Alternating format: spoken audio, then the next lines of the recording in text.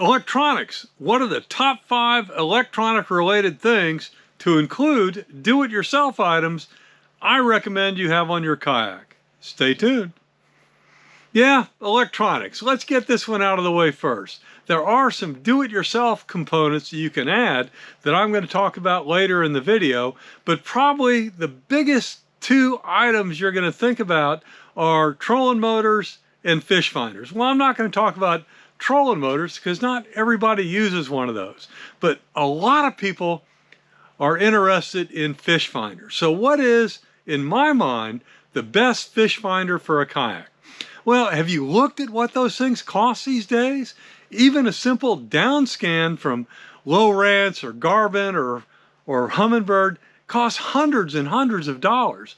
And it requires a complex mount and a large battery that you're going to have to find a spot for on your kayak. So in my mind, a better solution is to go with the deeper sonar, which is this little ball right here. It talks to your smartphone via Wi-Fi, and the smartphone is your display. So you don't need a complex battery, and what it's hanging on here is the mount that puts it on your kayak. Very simple. Stick it in the back of your seat, it goes right on the T-track, and it's out of the way. And here's what I use it for. This is the huge advantage of this unit right here, is you can cast it, float it down, and see where the fish are. So I'm going to do that instead of blind casting.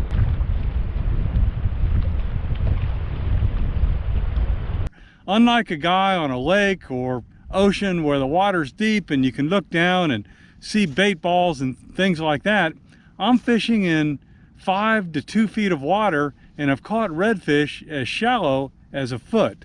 So what I use the deeper for is to find those channels, find those pathways, and then I know when in the tide stage to be there. But the key thing is finding the channel. Let's take a look at the deeper app, and I'll show you how I track and discover where that channel is. The first thing to do is to determine where a channel is, and I use Google Earth to get a broad understanding of where they may be. But inshore weather dictates everything, and weather, especially hurricanes, will push sand around, and the channel is going to move and the depth is going to change. So the first thing I do using the Google Earth coordinates is I go out and I start to look around for the channel. And as you can see here, using the deeper app, it's pretty easy to find. So first one out of the gate, deeper sonar. Great option for a fish finder, and you need to check it out.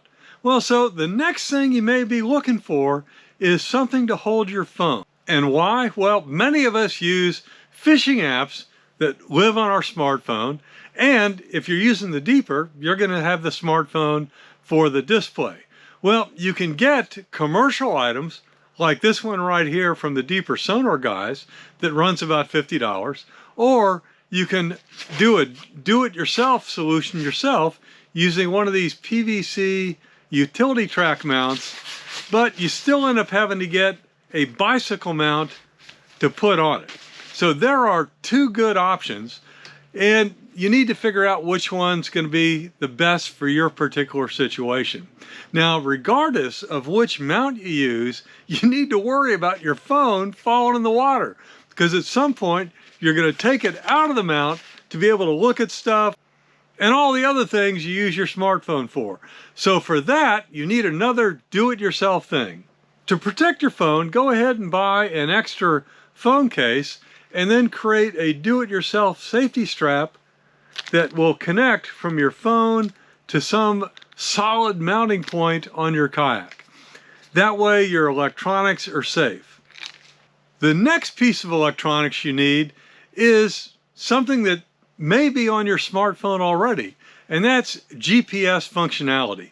You may have to get a small GPS, especially if you do inshore fishing in the marsh where everything looks the same. So I can open it up and I can see the exact track that I've been pedaling on, and that's important because if I were to come back here at low tide, sometimes, you know, when you're looking back, everything looks the same.